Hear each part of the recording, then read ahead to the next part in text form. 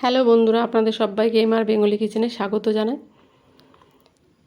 এত গরমে ভাবলাম একটা রুই মাছ নিয়ে নিয়েছি, পাতলা ঝোলি রেসিপি তৈরি করি আজকে। এই গরমে পাতলা ঝোলটাই ভালো লাগবে খেতে, তার জন্য বড় রুই মাছ নিয়ে নিয়েছি। আর এখানে কতগুলো পটল নিয়েছি, পটল দিয়ে ঝোলটা করব। মাছগুলো ভালো করে কেটে ধুয়ে বেছে নিয়েছি। এখানে আমি পেটি বের করিনি, সব পিস পিস করে কেটেছি, লেজাটা বড় করে রেখেছি আর মাথা টুকরো করে নিয়েছি। এবার সামান্য লবণ আর হলুদ দিয়ে মেখে নেব।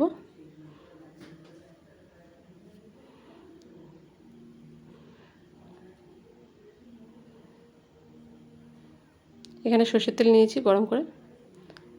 এই রেসিপিটা পুরো সর্ষের তেলে তৈরি করব। আর মাছগুলো এক এক করে দিয়ে ভেজে নেব। এর মাছগুলো উল্টে দিচ্ছি,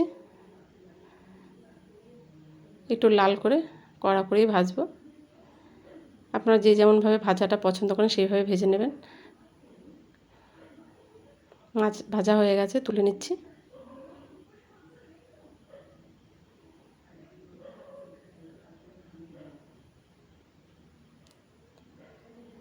বাদ বাকি মাছগুলো এইভাবে ভেজে নেব।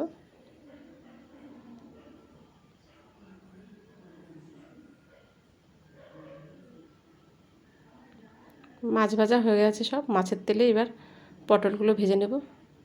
পটলগুলো আমি দু টুকরো করে নিয়েছি, বেশি সরু করিনি। এটা ভেজে নিলে লবণ সামান্য হলুদ দিয়ে ভেজে নেব। কচি পটল তো নেতিয়ে যাবে, তাই। পটলগুলো ভাজা হয়ে গেছে, তুলে নেব।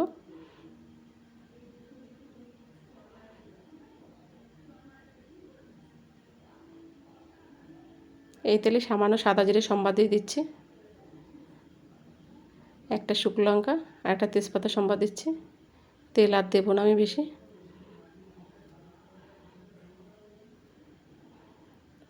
এখানে আদা, জিরে, পাকা লঙ্কা আর টমেটো বাটা দিয়ে দিচ্ছি। সামান্য হলুদ, পরিমাণ মতো লবণ দিয়ে কষিয়ে নেব মশলাটা। আমি টমেটোটা দিলাম টক হওয়ার জন্য, গরমে টক টক ভালোই লাগে খেতে। আপনারা চাইলে নাও দিতে পারেন, প্লেন ঝোল করতে পারেন। মশলাটা কষিয়ে নিয়েছি, তেল ছেড়ে দিয়েছে।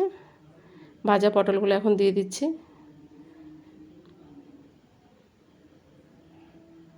পটল দিয়ে ভালো করে কষিয়ে নিলাম। কষানোতে কিন্তু পটল সেদ্ধ হয়ে গেছে, ভাজাতে আর কষানোতেই সেদ্ধ হয়ে গেছে। এখন সামান্য জল দিয়ে ফুটিয়ে নেব। আমি এখানে উষুম উষুম গরম জল ব্যবহার করছি, তাহলে খেতে স্বাদ হয় ভালো ঝোলটা।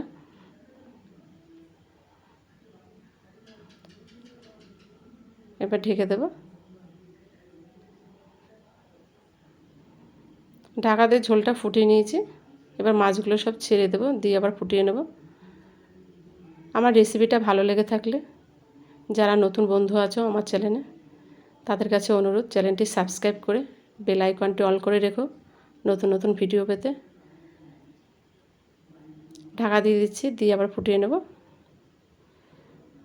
ফুটিয়ে নিলাম। রেসিপিটা আমার রেডি হয়ে গেছে, পাতলা রুই মাছের ঝোল। গরমে কিন্তু ভালো লাগবে খেতে, খারাপ লাগবে না। রেসিপিটা ভালো লেগে থাকলে লাইক, কমেন্ট, শেয়ার করো। সবাই ভালো থেকো, সুস্থ থেকো। ধন্যবাদ।